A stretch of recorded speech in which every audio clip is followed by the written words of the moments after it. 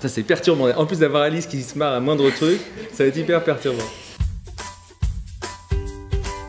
Guest to Guest, c'est l'échange de maison. L'échange de maison, c'est tout simple. Vous venez gratuitement chez les gens, ils vous accueillent, c'est de l'hospitalité. Et donc on a créé un système de points qui permet de le faire de façon non simultanée. Et aujourd'hui, on a à peu près 300 000 maisons dans 187 pays et on fait des échanges dans ces 42 pays. Moi, je m'appelle Alice, j'ai 26 ans. Je suis venue monter à Paris pour mes études en école de commerce à l'ESCP. Directement à la sortie de mes études, j'ai rejoint l'univers startup en rejoignant Guest to Guest. Mon titre, il en fait sourire plus d'un. Je suis Chief of Members Happiness. Donc, je suis responsable du bonheur de nos membres, qui sont donc les utilisateurs de notre plateforme et qui changent leur maison. En gros, il y a 3 challenges. Le premier, c'est d'apporter un service client le plus exceptionnel possible. Donc, c'est beaucoup d'opérationnel. C'est répondre à nos membres, régler les conflits, les incidents et vraiment les satisfaire dans toutes les questions qu'ils ont.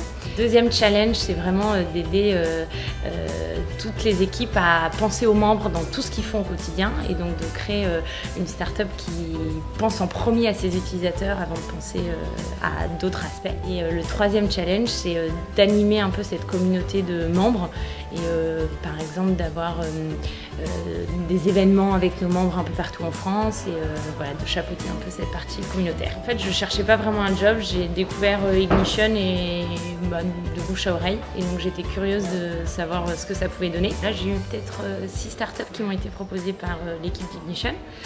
Et Guest to Guest, du coup ça s'est fait quand même assez rapidement. J'ai toujours pensé que c'était un poste très important pour Guest to Guest et donc je voulais recruter des gens à haut potentiel, des gens brillants. Et donc c'est là où j'ai fait appel au service d'Ignition pour essayer de trouver ce type de personne.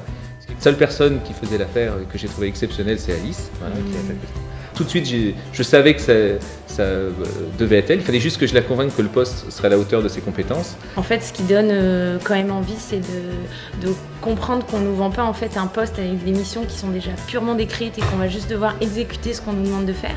Ce qui justement m'a plu, c'est cette liberté un peu où je sentais qu'il y avait des pistes de réflexion et que ce serait à moi aussi de créer ce poste et de le prendre en main et d'aller dans les directions qui me plaisent et dans lesquelles je suis bonne. Et je fais des grimaces en fait, je me rends compte genre, tu vois.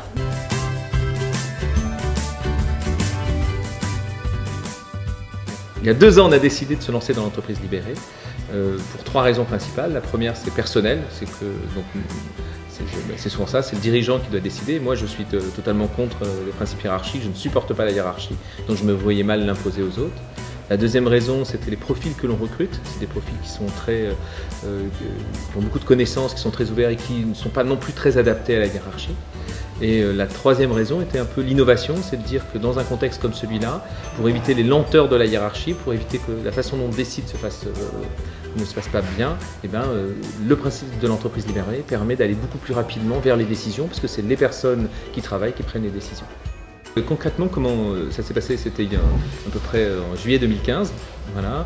On a décidé un jour de se lancer, on a dit l'entreprise va être libérée. Avant, on avait fait un petit processus assez simple, c'est très important, c'est de définir les valeurs de l'entreprise, c'est sur ça que l'on s'appuie au quotidien, et de définir une vision pour l'entreprise. Donc la vision est assez simple, c'est de faire partir des millions de gens gratuitement dans le monde grâce à l'échange de maisons. Et avec ces éléments-là, c'est suffisant pour se lancer en disant que tout le monde a les mêmes façons de penser, parce qu'il y a les valeurs, et le même chemin pour avancer, qui est la vision. C'est complexe pour les personnes au début, comme recrutement. Voilà. C'est complexe pour savoir à quel moment on l'est vraiment. Il y a plein de petits éléments, et maintenant ça fonctionne plutôt bien. Et t'avais postulé pour ce poste-là? Je pose une question, je me souviens plus. Tu savais que c'était ça? J'ai jamais eu de fiche de poste et j'ai jamais compris ce que j'allais faire avant d'arriver. Je suis très étonné, c'est pas du tout le genre de la maison.